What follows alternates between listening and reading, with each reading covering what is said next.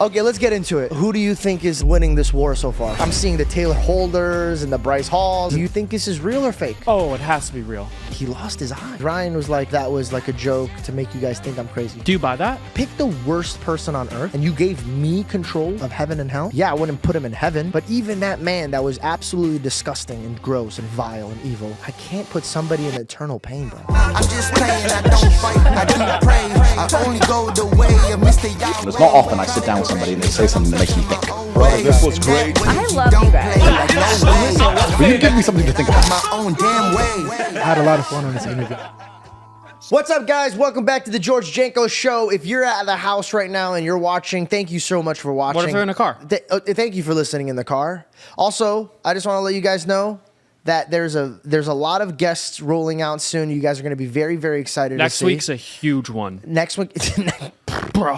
that one's a big one. A lot of people are going to comment down, where's the John Bellion? Yeah. We're just going to get right into it, guys. This episode might be a quick one because I do have to get out of here and go to Belle's mom. It's her birthday. It's a very special birthday. And I got to be a good little boy, be there. Nice. Keep mom happy, dude. Yeah, and I love that family, bro. Like that's my family. That's your now. family, That's bro. my family now. So When are you going to get married?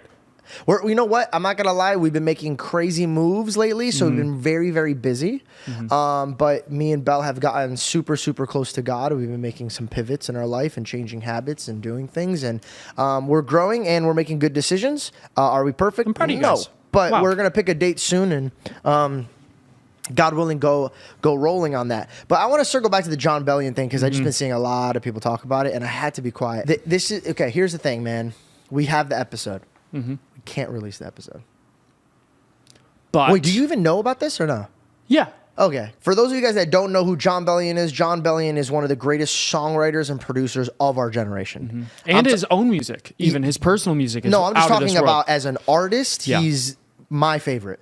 When you probably heard like the best Justin Bieber song is his. If you're listening to a Rihanna song, it's the best. It's his. If you're listening, pick any artist, throw a dart at them. He's the genius behind it. From Jonas Brothers to freaking anybody that you could even imagine. He lives and breathes music. Like he is. It was a crazy. All I used to do back in the day was just sit and watch his videos of him producing. Like I was just watching a genius work, and we had an amazing experience. We got to go out there. We documented. Some crazy things that I can't even talk about. So we got into it, and John's a real dude. So I just wanted to take a second just to explain this part because a lot of people have been asking. The reason why we're not releasing it is because John and I we stand on our business, and we're very real. We had a real conversation, and I guess it could cause some problems. And so I talked to John. I go, John, I'm like, listen, bro, I'm not gonna release the episode if we make cuts. Like I just won't. And he says, I agree with you and I stand by you. He goes, so me and him are working to make it so that when we do release the episode, everything's on the release table. all of it, yeah. And we're not holding back anything. So Yeah. just to let you know, me and John are working on this. But you guys, like, it's cool to know that I'm storing that, dude. Yeah. It's kind of like the Andrew Tate because we had that stored for a bit and I would just go and peek at it. But yeah, no, this one's stored and we have like other stuff lined up. He introduced me to Tori Kelly. We have that coming in the books. We have other musicians that I don't even want to discuss yet because we haven't had them fully locked in. But let's just put it this way. We are branching out to other industries to have conversations with. And the music industry is definitely one of them. And let us know who you guys want to see as well. You know what I mean? Yeah, Comment down if there's like a dream like George Janko podcast guest. I actually, dude, I wanted to talk to you about this. I'm kind of okay. So you see the roster that we have and the request roster. Yeah, we've definitely gone from like I don't know if anybody's gonna be on the show to like wow, we could really go out and get some cool people on the show. I'm now starting to get more interested in having just cool conversations. Let me give an example. The Cliff episode that exploded. Both of those episodes, when I had those episodes, I didn't go into them thinking that they were going to explode. I just thought these were going to be my little precious little episodes that are not going to get views, but these people that watch it are going to be like excited by it and passionate about it. Yeah. But they did really well. And then I had a few more where I was like, oh, let me just handpick this episode. And like the Girls Gone Bible one. Okay, that yeah, I like just stuff that I'm passionate Yeah. about, and I think from there that explodes and becomes organic and real. And I think that's Theo what Vaughn does that a lot. Like he had a podcast and it's like the title is like Retired Cop, and it's like I from my understanding, I haven't watched it, but I just saw the thumbnail, and I think it's just a retired cop, and it's like he just picks his brain. He did that with somebody else. I forget, but just like a random person from an industry and just talks to them. And I think that's so dope. I want to do that. Yeah. I really, really want to do that. I want to have conversations with people that I'm just like excited to have the conversations with. I think last year and for sure this year, I was having conversations with people that I always am excited about, but I was first looking at like what it could do, because I'm the new guy on the block and I want to kind of prove like, hey, I'm not just somebody who left another big show. And I'm like, I was just trying to pay my dues. Of course. And I feel like I got that. I kind of showed that we could play ball with you guys. And then now I just been like, you know what's happened is God separated me so much to myself and my like, just, I would say army or kingdom or crew. Yeah. That I'm at a stage of not want. I'm at peace. He is my shepherd. I shall not want. Like, right. And I'm looking around, and instead of wanting more, I want to improve on what I have. Yeah. And I find a lot more peace there. I feel like I'm not chasing my tail. I feel like I'm not trying to prove myself. I'm just comfortably trying to be me in a better place. And that's what I'm doing personally. And I want to bring that to the podcast and have love that. conversation. On the opposite end of peace, there's been a lot of war. Yeah. Like a lot of war, Blood. bro. There's a lot of war Or going at least on. the first signs of blood. Bro, like, okay, first of all, we got the World War III, which everybody else and their mother is talking about. What's So- World War? What do you mean? Just the war that's going on. Oh, yeah. Yeah, so I don't even want to get into that. A lot of people, they do DM me and message me. They go, hey, man, why don't you talk about this war? Why don't you talk about this? Why don't you talk about that? I don't know enough about the war, and I don't know enough about politics for me to go and put my work. Maybe when I'm older, I'll be in that realm. But if I'm not passionate nor educated, I think then I could be a dangerous part of a voice. You know what I mean? Like, I think it's very, very stupid for a man to just for clicks or for fame or whatever to go and speak. I find that highly dangerous, and I think people, because we live in a generation where now random people have a lot of influence. Yeah.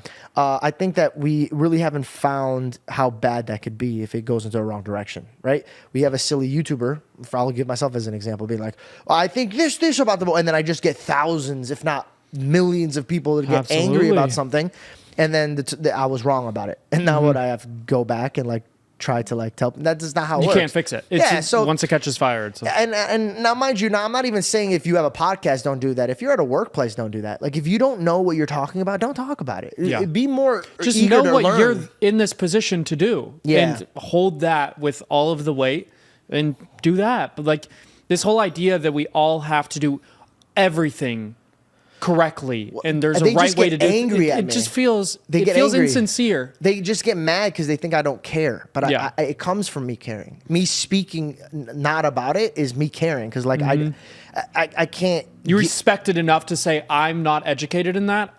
It's not right for me to talk Now about. here's the thing: like maybe one day when I'm older, God puts it in my heart. He goes, "Now I want you to go and learn about this and do Totally. that." We're having conversations with politicians. I'm learning a little bit more. Like we're growing there, but I'm not there yet to give my opinion on anything. I'm not. I'm in the stage of my life where I'm using myself as a silly little boy as an example. Like I'm just trying to like Yeah. I'm trying to get there, and God willing, I might be there. But there's nothing I could do about it, and I'm not educated enough to be able to do anything about it. So I think the responsible thing for me to do is just be quiet and learn. And maybe God willing in the future, if I'm ever put in this situation again and there's something going on, I might be a good asset for me to learn from my experience. But I truly do think it's dangerous to speak if you don't know what you're speaking about. I think Absolutely. it could be really dangerous.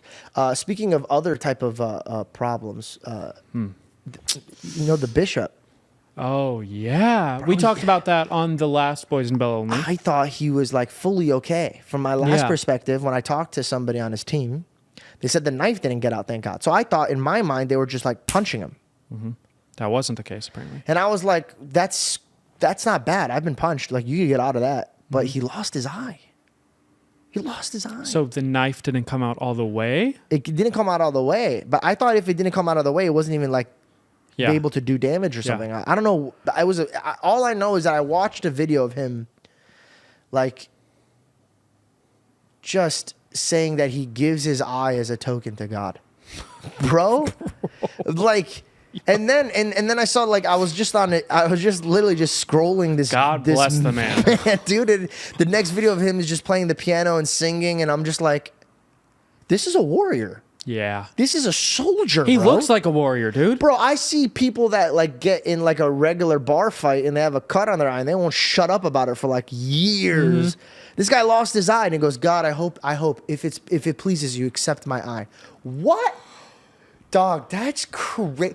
That's crazy, dude. I'd be so upset if I lost my eye. Bro, I'd be so upset. I am at awe of this man, bro. I am at awe of this man. Would you have him on the podcast? I would love to have him on the podcast. I'm trying to reach his team to get him on the podcast. If you guys have any connection, because I had the conversation with him, the team that I'm connected with, they lost contact with him. So it's like a weird, I don't know how to get a hold of him. I know I will be able to get a hold of him. But if anybody has connection with the bishop, please, I would love to, I would come out to Australia. I would do whatever it takes.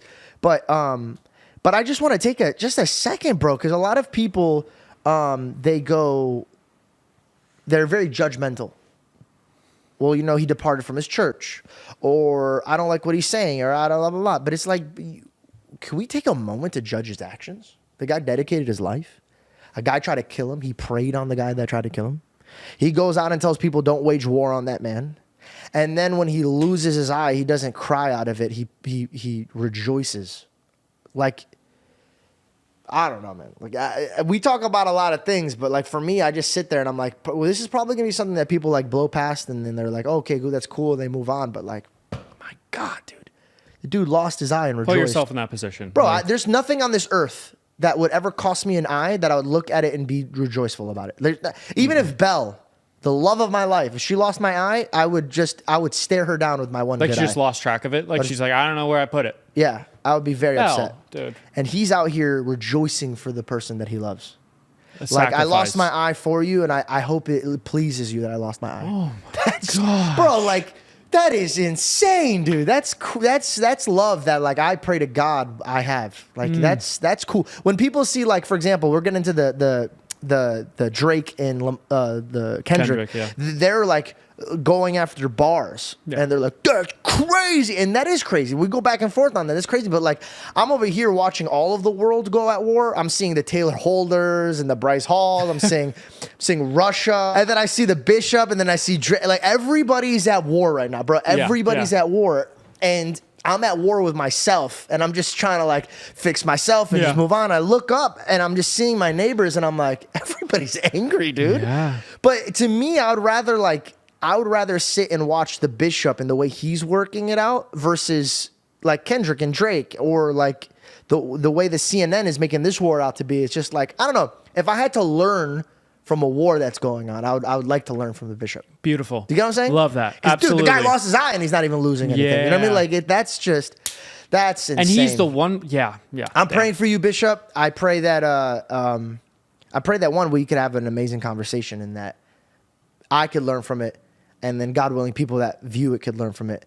I pray for your safety. I pray you don't lose anything else. And you know what? From the bottom of my heart, I do pray that God accepts your eye as a token. And it sounds like I'm joking, dude, but I'm just laughing out of like straight up uncomfortableness of the fact that like, but I literally sat there and just I told God, I go, dude, I stub my toe sometimes and my day is gone. You know what I mean? Like, bro, a guy cuts me off in traffic, and I'm you like, stub your toe. Why?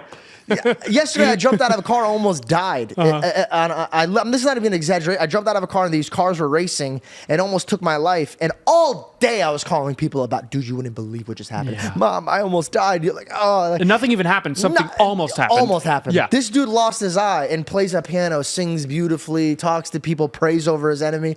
I don't know. There's different levels, bro.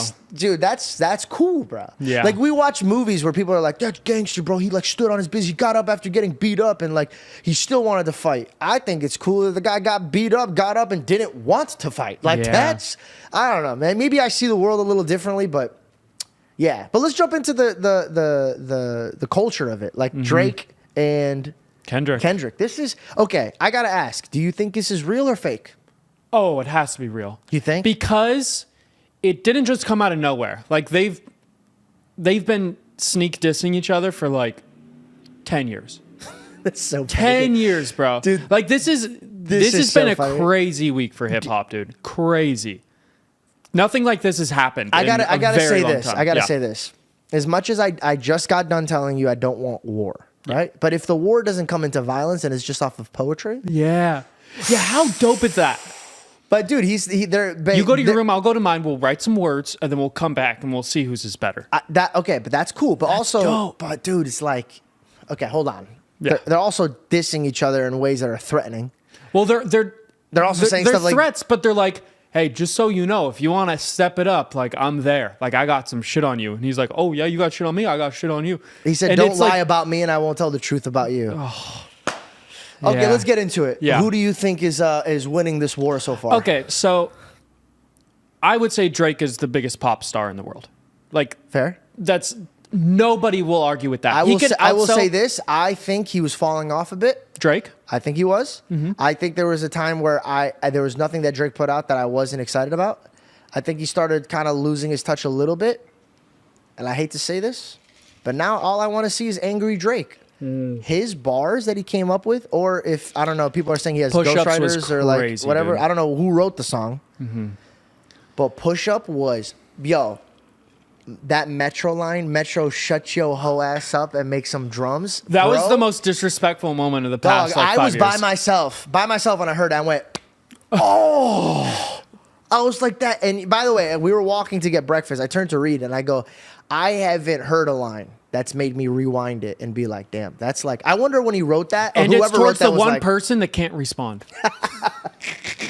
and then he has to shut up and make some drums. Like, damn, like you have to make him do what you said. That's crazy. That's like if somebody was like, George, shut up and get on your pocket, or like something like where Yeah. I have to go back on my pot, and I'm just like, damn it, now I have to do what he just said.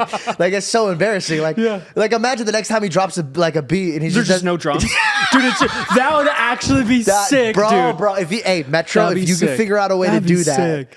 just.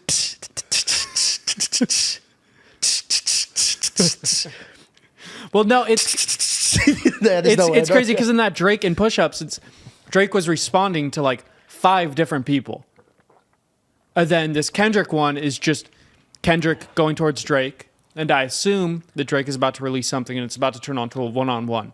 Like, battle for the crown. Because Cole got into it for a second, and then he's like, actually, never mind. Like, Cole backed out. He apologized. He's like, this isn't But I for don't me, think actually. he backed out because he didn't want the smoke. I think he backed out because he just didn't want to. He didn't want to be that type of guy anymore.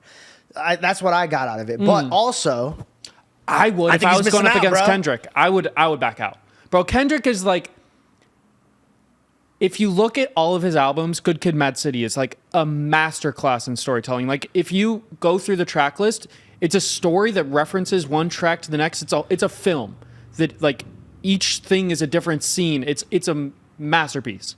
Then there's To Pimp a Butterfly, which like the outro of that is him cutting up an interview with Tupac, where he. I didn't know that. It's crazy, bro.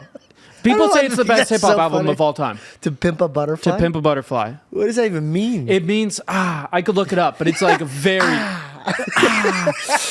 I wish I could tell you. Okay, so then wait, Mr. Morale go in the- back. Go back. Yeah. Who do you think's winning this? I think Kendrick out-raps Drake in a heartbeat. I think Drake makes a bigger hit, but I think Drake is stupid for this. I think he's out of his mind for Really? going toe to toe with Kendrick. Yeah, absolutely. And it's still warming up. That's what's so cool is like we're talking about it as we're like in the first wave. I don't know where it's gonna go, but I think Kendrick out-raps Drake I don't every day of the know week. Drake. I don't. Drake, was he from the streets? Is he like? I mean, that's the whole I know thing. when you have money, you have power, right? When you get money, you have power. There's a lot, and he has a lot of money, and he has a lot of people that are around him. So he has like a mini kingdom and army. He's the mob, basically. For sure. And he might be connected to the mob. That might be his backup, right?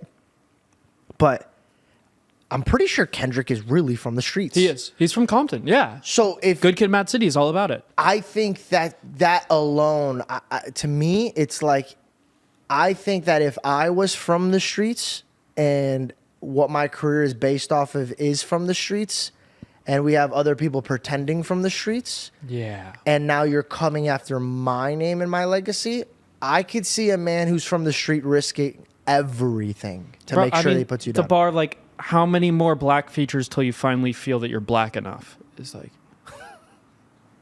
brother, that's crazy. And he also said we Drake's don't like the guy you saying that, like, the N-word anymore. dude, He revoked his N-word card, bro. That's like it's. He says he's Cambodian. He's like, I don't, dude. So you think Kendrick right now? I Leave a think comment down below. Who do you guys all my think? money's on Kendrick. All of your money is on All Kendrick? of my money's Last on time I Kendrick. said that was about Ryan, and that didn't end up well. Yeah, that did not age well. Well, I know. You know what? I wasn't too excited about the Ryan thing because Ryan was like, "Oh, like all of that was like a joke to make you guys think I'm crazy." Genius move. Genius move. Do you buy that? I think a little bit. Honestly, like I would. You know what it is? I think that when you push a man so far that he'll try anything, and I think he caught like a win with this character that he did. A part of me was upset that he used kids to like, because that's what people talked about was that part. The pedophilia. And the pedophilia thing. Yeah. I went back and forth with it with Bell. I wish he was here, but we were talking about like that irritated me that he did that because I'm like, bro, what, you did that to sell tickets? Like there's kids that go through that shit and you're just selling tickets. Was he saying that he made all that up? No. So I guess he made up everything to make it look like he's crazy, but I guess he's still standing on this stuff with kids. Okay. And so to me, it's like, okay, well, I had to look at it from his perspective. Nobody's really getting people to talk about that more than Ryan. Yeah.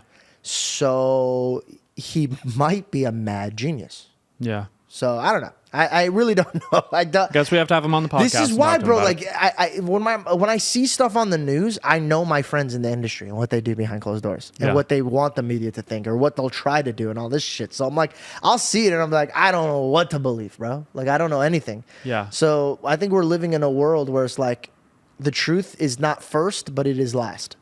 Where the truth is going to come out, but you're not going to hear it first. Like it's going to take some time. If that makes any sense. It absolutely does. You have to be patient. And like we've already moved on from the child stuff with Ryan Gard. Like that was all anybody was talking about for a week. But then boom. Bro, you it's like just- things happen so quick and then people just move right on. Just to bring it back to fighting, I've been really excited about fighting, but in a healthy way. Like I've been doing jiu-jitsu. I like it. I look at it like chess. I don't look at it like I'm trying to hurt the guy. Just trying to outsmart his moves. Outsmart this. Oh. And then it made me fall in love with UFC. I actually really, really got hungry of learning like about these fighters and where they come from, what their martial art is up against the other person's martial art. Sorry.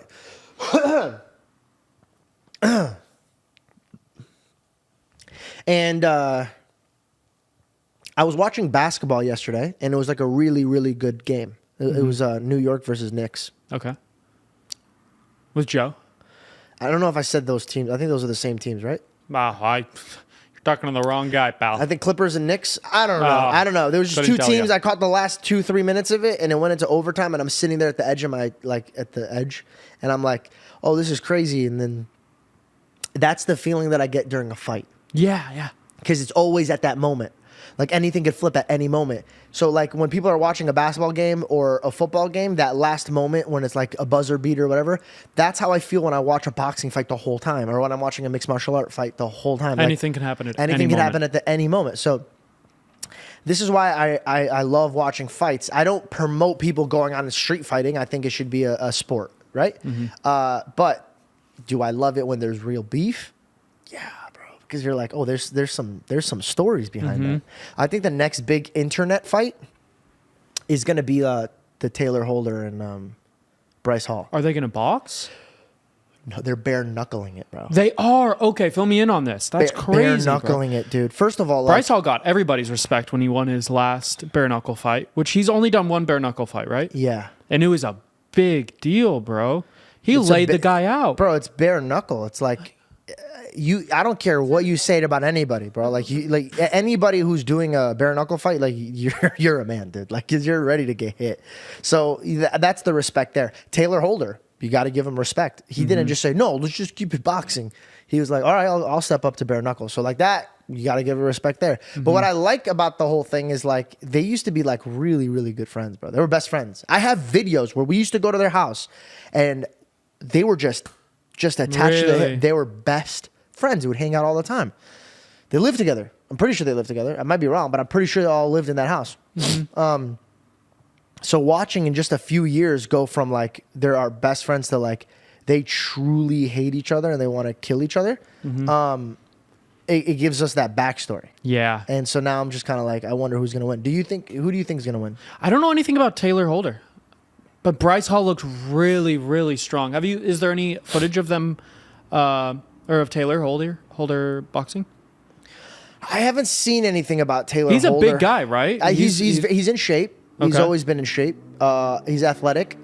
I've also had eyewitnesses like tell me that like he'll want the smoke at any moment, and I'm like, really? Taylor? Yeah, he'll want it at any moment. Like if you're at his house and he says some shit, he won't second guess it for a second. He'll really? run it with you. Yeah. There's like 3 types of men. There's the man that yaps and doesn't fight. There's the man that doesn't yap and does fight. Then there's the guy that talks all the shit and loves to fight. I think both of those are the 3. I think both of those guys want to fight and they want to talk shit. So I respect both of them. Like, Is there a date set? Is it like a locked in thing, or is it just like a rumor, like potential? I don't. No. I think it's locked in. I think they did a face off. I think Taylor's like sending the contract. I think they've talked too much for it to just settle. You know what I mean? Like I don't think anybody would let up. Because I would be like, yo, what happened to that? Like, who backed out? Because somebody's gonna have to back out. And they've talked too much shit for them to be like, I'm not gonna do anything. Bro, these fights are so big. They're really big.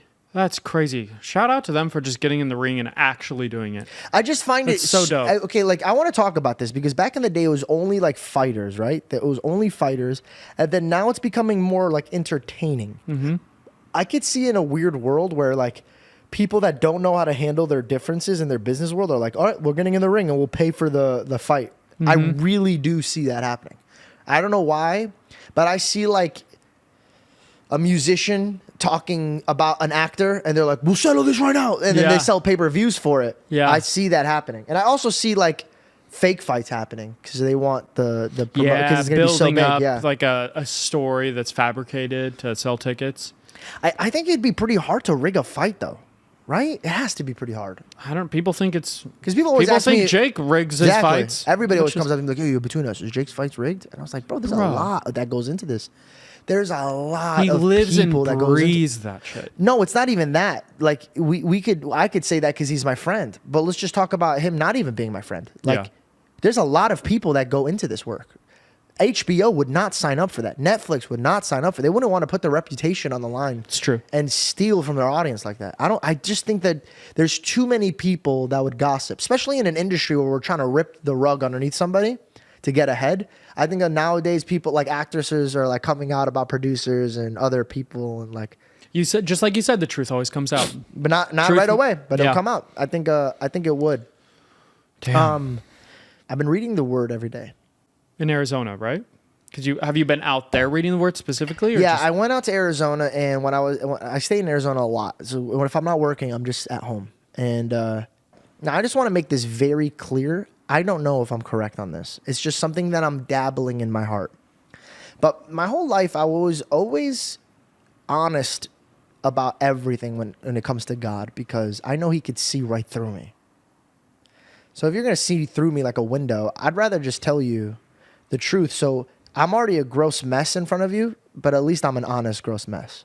Because when somebody does something wrong to me, I don't care how wrong it is. If they're upfront about it and real and apologetic, I could work with that man. Yeah. Right? Yep. Depending, obviously, the crime. You've always said that your biggest pet peeve, the one thing you will never stand, is a liar. You can't. You've always told me that. You know what it is? It's just dangerous. Not that I don't like him. It's just dangerous. You're lying to Yeah. yourself. You're going to lie to me. Yeah. But okay, I'll just get into it. The concept that I've been kind of going over, and again, I want to make it very clear.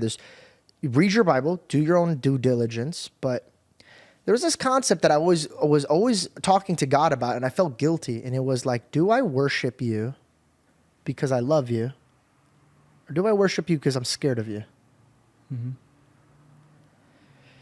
And I sat there and I was like, well, the Lord says fear the Lord is the beginning of wisdom. But I think that verse is like kind of like how I fear my Father on earth. I never come home fearing that He's going to beat the brakes off of me or like set me on fire. I fear that he gives me the eyes of a disappointed father. That actually scares me. I'm scared that somebody says, shame on you, look what your son turned out to be. I don't want him to look less than because of my actions. That is something that I actually fear. That is where I think that I make good decisions in my life to honor my dad. I might not like it in the beginning, but later on, like the truth, it revealed itself that, wow, I'm glad I did that. And I honored my dad. And now I'm actually rejoicing off of that decision because look at where my life went because of it. So it always ended up being good for me. But then I sat and I've been praying about it. It was hard for me when I had conversations with people to be like, your God will throw somebody in a fire forever or an eternity of hell forever. How do you worship something like that? And I would tell them like, well, you know, hell wasn't made for us. It was made for Lucifer and anybody who doesn't want to be involved with God. But deep down, I'll be like, it's hard because I wouldn't do that. Pick the worst person on earth, the worst person. And you gave me control of heaven and hell. Yeah, I wouldn't put him in heaven. But even that man that was absolutely disgusting and gross and vile and evil. Like eternal? I can't put somebody in eternal pain, bro. And then I look at the gospel and I'm just reading from my own point of view and I say, okay, well, my Jesus, my God tells me to love my enemy. What does love mean? Treat them good. When he attacks me, don't attack him. Give him your other cheek. Be angry, but sin not. And then people are like, well, God has a wrath. Absolutely. So does my father. My dad doesn't torture me though, but he has a wrath. If I mess around, like he'll make sure that I know that, like, hey, that's not okay. Right? And then I look at the Old Testament. God has wiped out, killed people, but always like that. It was never like a torture. It was just like, boom. Okay. So I'm like, all right, God, like help me understand this a little bit more. So I'm reading Matthew. And in Matthew, he says, don't be scared of who could destroy your body. Be scared of who could destroy your body and your soul. Destroy your soul. And then I read in Luke, it says, don't be scared of the one who could destroy your body. Be scared of the one who could throw you into hell. So then I'm like, okay, wait, hell, what if hell is like a lake of fire that's an eternal fire that destroys something that's eternal? Like completely ends it. And the invitation to God is heaven. So the people that choose not to be with Jesus are just gone forever. And then the people that want to be in Jesus' presence will be in Jesus' presence. So I just sat there and thought about that. And I was like, well, if that's true, then it takes away all of my fear of like, why am I worshiping you? Like, does my God see me as a man who worships God because I'm scared of him or because I love him? I know my dad wouldn't want me to love him because I'm terrified of him. He would want me to love him because I love his attributes and I love him as a father. So then I got rid of that. I pretend in my head, I go, no, I think that hell is like you eliminate what forever, but there's no torture. It's just like you chose not to be with me, so depart from me forever. Yeah. This is your stop. This is an all-loving God. This is a God that loves his enemies. So if you love your enemies, you just be gone like that. No pain, just poof, gone. Okay. I sat on that for a few days and I was like, it only gave me relief because now I'm sitting here and I'm worshiping him in tears and I'm on my knees and I'm praising him and I'm loving him and I'm still in fear of him. But now I know that when God looks down at me just sitting here in human form, that he says, wow, this man eliminated the fact that I would torture him and he still loves me. So now he's choosing me because he loves who I am, not because of the power of what I could do to him.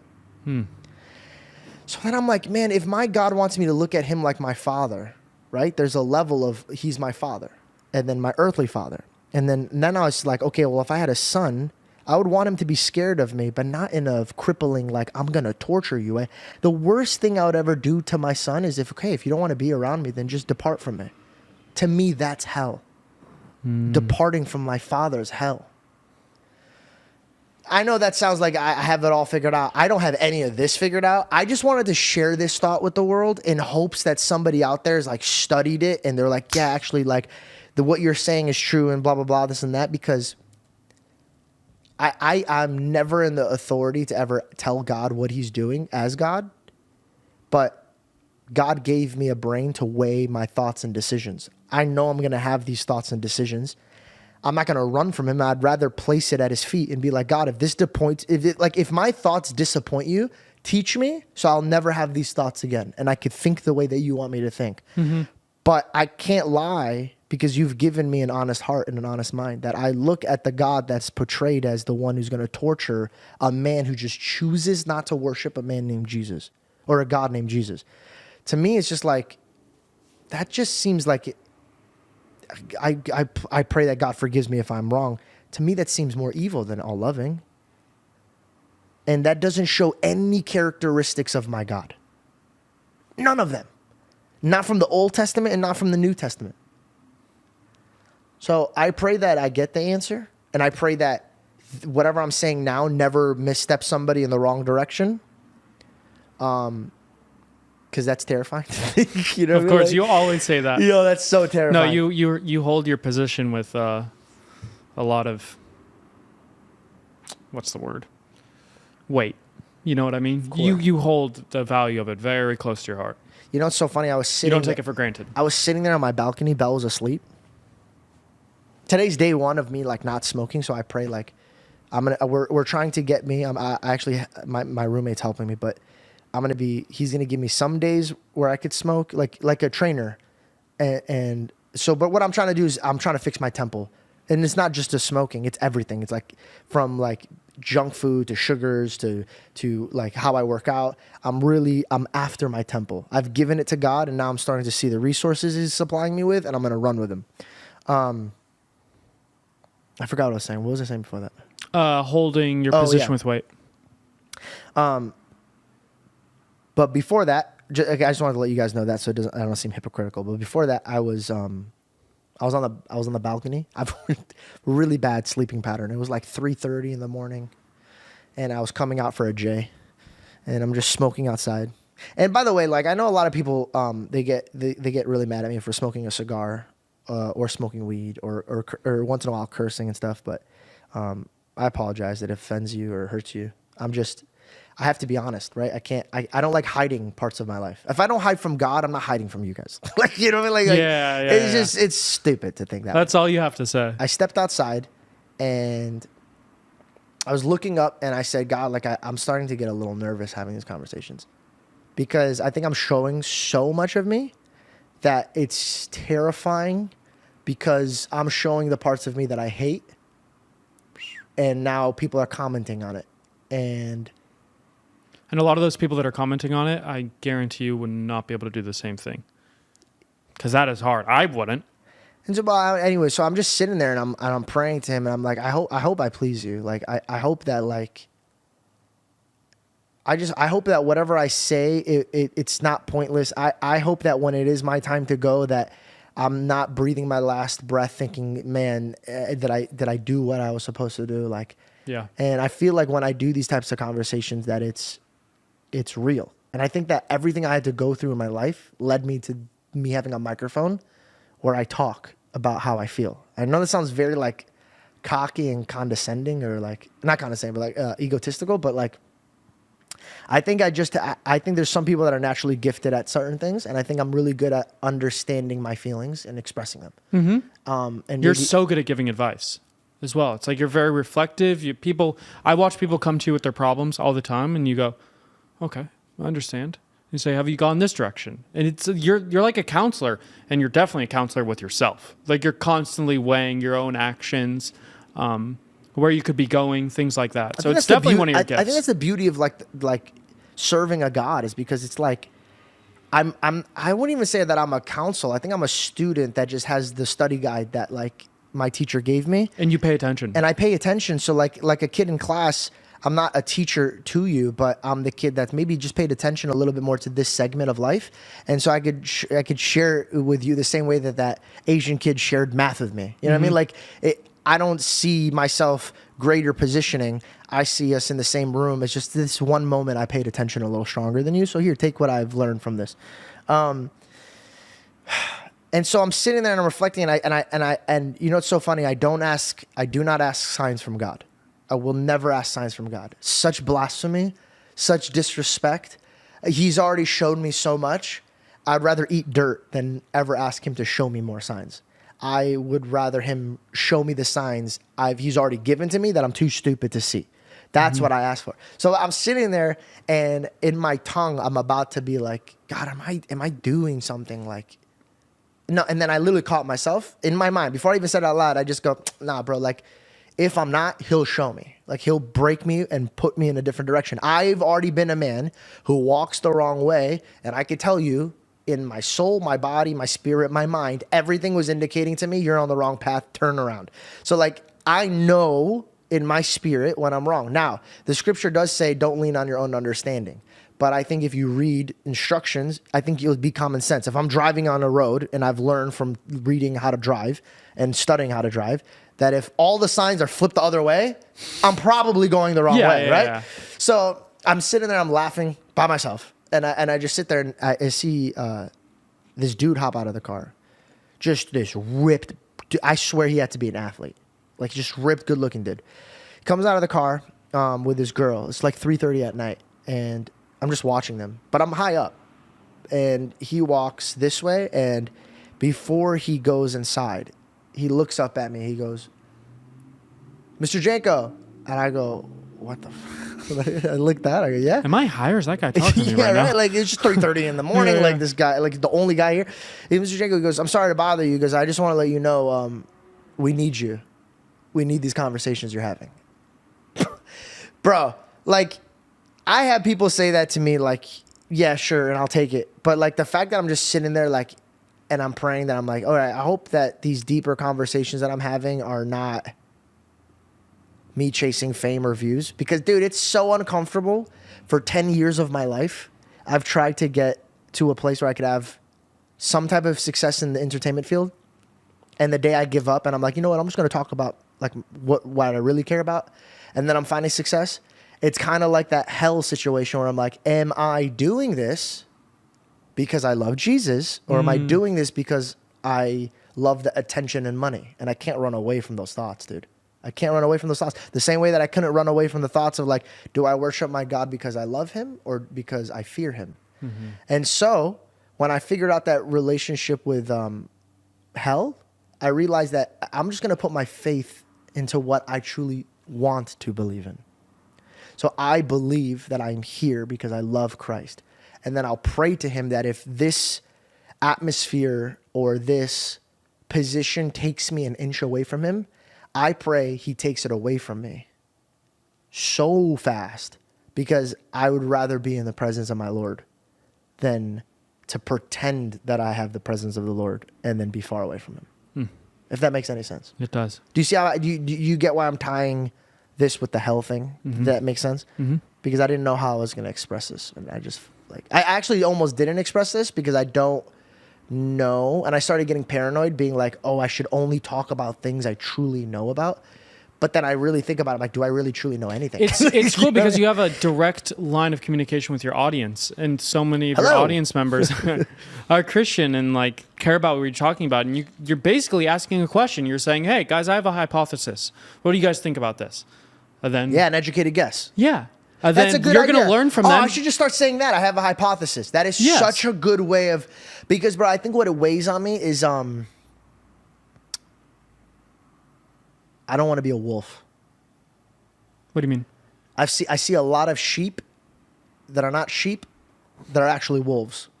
They disguise themselves as sheep, and they basically not only murder themselves, but they murder the people that follow them. And so what scares me is I grew up thinking the bad sheep were like, and they're putting on the sheep and like, I'm going to kill everybody here. But what it was is that bad sheep was obsessed with himself and his will. And then he got everybody to get involved with his will. That he thinks that his will is tied with the will of God. And then he brings everybody down with him. Exactly. And what I'm trying to do is throw away my will and just... it's so funny. I'm going to bring up Luke again. There's this beautiful part of Luke that I just was like, oh, dude, I get it. I get it. It was basically in the Bible where the disciples, after Jesus Christ was crucified, Jesus is, he's dead. But when he was risen, two of the disciples were just walking like really, really sad. and a stranger in their eyes started walking with them. But they could not see that it was Jesus. Their eyes did not recognize Jesus.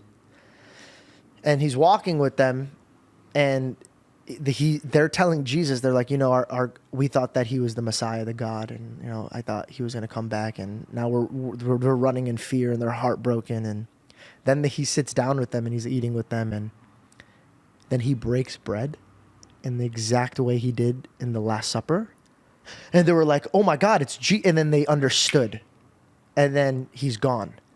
And when I asked to learn about this, it was kind of the factor of they were believing in their will. Oh, he didn't show up. This is what we believe. Their world got messed with their faith, and it was impossible to see God. And I think that's what happens to a lot of teachers.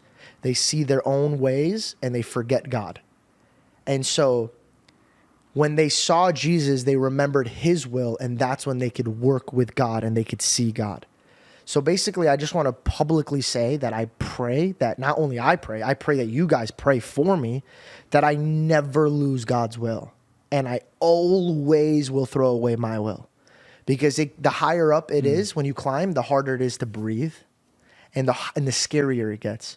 When you start climbing up and you realize, like, oh man, I'm high up. This drop is far, bro. I think Satan started attacking me and started telling me, like, oh, you're gonna mess this up, and worse, you're gonna mess it up for a lot of people. And it made me want to tuck my tail and just run.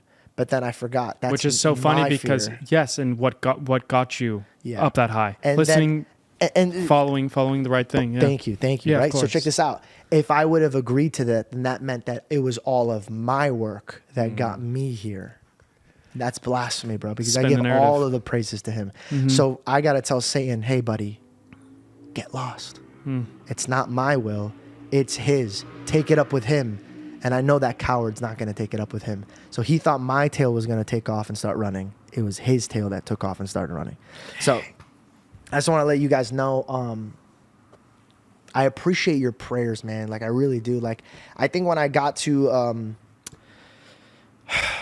express myself this openly, like, I felt like I literally just wore a target on me. And, like, in a spiritual realm, they just started rapid firing at me. And the storm got so big. But then right at the last second, I remembered my God could just tell the storm, shh, shut up. And I think... I pray I'm where I am mentally, at least this will be my rock bottom. That's what I pray. And then I could learn how to grow up. And so when I take myself out of this hole of depression and anxiety, which I don't even believe I have anymore. You saw me as a man that had depression and anxiety. I went from a man that never understood why people would say that to becoming a man that very much understood why people would say that. Yeah. And now I'm back to being like, oh, now as a man, I understand as a child why I wasn't there, because I had great faith. And now I'm going to use this and I'm going to teach men how to get out of this. And when I do find a way to do it, it will be absolutely free. Because when I read in Proverbs, do not sell wisdom, I will honor my God. And whatever it is, I will make sure that I will not make any money off of it. That when you receive the thing that I feel that God is prepping me to give to the world, it will be for absolutely free. And I pray that nobody will grab it and monetize off of it. I have a project that I'm working on. You know what? I'll just say it. I'm working on a Bible study app, a way to teach people how to read the Bible from cover to cover and teach them how to use their faith and weaponize it. And basically, like, I don't think I would be here if it wasn't for my mother. And I'm going to try to place myself in a way that my mom was to me in everybody's home. And I'm going to take scholars, and I'm going to take great readers, and we're going to go from cover to cover as a podcast. But it's not going to be a podcast. It's going to be like an app that's going to be live for people to watch, because I want to build a community and build God's people and have ushers in it. It's basically like a church without walls. And I'm just gunning it. I was actually really scared of admitting it, because I was scared I was going to get, like, something was going to happen. But I'm like, dude, shut up. Like, I'm not scared. Yeah. So, yeah, it's my passions have changed, bro. Like, everything about my brain has changed. Like, it's so funny. Like, everything that I've ever wanted has been thrown at my feet. Everything I've ever wanted is being thrown at my feet. Like, I don't need to work for it, but I'm looking at it like, I don't want to know. It's like I don't care about it anymore. It's meaningless. Your priorities have completely changed. My love has completely changed. My heart has completely changed. I the way I look at anger, the way I look at the world, the way I look at my enemies, the way I look at my love, like, bro, like everything has changed, and I am a man who's no longer afraid. And I truly mean this. Not in a way like where I'm like, oh, I'm not afraid. Obviously, I'm going to have moments where I'm like scared or I get paranoid. But before I was super anxious about a lot of things. And now I'm resting in peace, and I'm resting in faith, and I'm choosing Jesus as the way in all avenues of my life. And the more I practice this, the more confident I get, the more strong I get in every field that I'm at. So I pray that I could figure out a way, if it's in a book or if it's in an app or if it's in a podcast, I pray that I could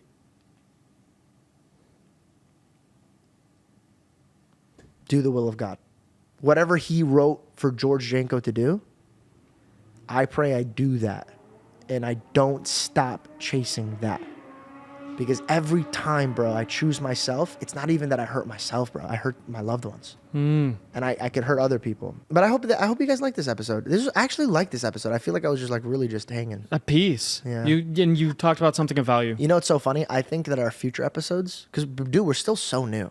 Have we even hit like... What episode are we in? We're on like 64, something like that. So I think when we like at the level of all these other podcasts and the hours they put in, I think how we're talking now is how we're going to probably be talking. Yeah. I think like we're still babies and we're like really hyped on those other like, yeah, the ball, yeah. But I think in the future, I think this is like a little bit more pleasing to hear. Yeah. And I think also you came into the podcast space coming from Impulsive, and that was such a good formula that worked for you guys, and I enjoyed it. Yes, and it was great. But this isn't Impulsive. Wait, what? Did you not know that? What? Have I not told you? This isn't Impulsive. You're not on Impulsive right now. This is the George Janko show. You're when? George Janko. Since when? No, but you have to find the format for yourself. You have to find what the George Janko show is. So, like, I think if you watch the earlier episodes, a lot of the time you're like, no, dude, we need the energy up. Yeah. We need to be doing this. We need to be talking about trending things. We need to be talking about what's going on. We need to hit these things that everybody else is talking about. And I think throughout time, and it's just going to happen more and more. Go to episode 200 when that's out, and I'm sure it's going to sound a lot different than this right now. It's just finding who you are and what you want to say and how you want to say it. You know, it's special. We were just talking about this behind the scenes. Reed and I, we always joke about feeling guilty because when we were vlogging, we were going so hard. Yeah. For nothing. For a quarter of the output of what we're getting right now for 10 times the work. But we know that this feels right because we would watch other influencers or people in the field and they would just do what we're doing now, and it's just like effortless because it's natural. It's so frustrating. And we would just be like so jealous. We're like, dude, the guy just works like one day a week, twice a week. What the heck? We work like 7 and we get nothing. Like, we're just so jealous. And then now I'm like, we feel guilty because I'm like, dude, are we working hard enough? Yeah. Like, do we deserve what we have right now? Like, and I just find it funny that if it's just organic and it's real, it'll grow beautifully. Yeah. And so, like, yeah, I think I'm done chasing and trying to prove myself. I think I came from like a place where I'm like, damn, if I don't show that I could do this podcast, then people are really going to think I was the runt. And like, I think now I'm just kind of like, all right, I proved myself. I know what I'm worth. And now I just want to grow and just have fun. Mm-hmm. And I think I want to work extremely hard, but over things I'm passionate about. So instead of trying to chase money, I'd rather chase that app that we're talking about or go live and get to meet people in real life. And like, to me, like, I think working hard is smart, but I think it's smart to like work smarter. Mm-hmm. I just sounded so stupid. That was probably one of your dumbest thoughts I've ever heard in my entire life. Yeah, it was pretty dumb. But basically, yeah, work smarter, not harder. Yeah, absolutely. Pick the seeds that you want to grow. You know what I mean? Pick the seeds you want to grow? Choose the seeds. Did we both just... No, listen, the seeds are, so they grow plants. And the water's like effort. And you could just be watering everything, but that's a lot of effort. But if you... All right. Well, thank you guys so much for watching today's episode. Like, do you want strawberries or blueberries? I would appreciate it if you like and share. Cauliflower, broccoli. I love you guys. Next week is going to be... Dude, definitely don't miss that one. They won't. Yeah. Love you guys.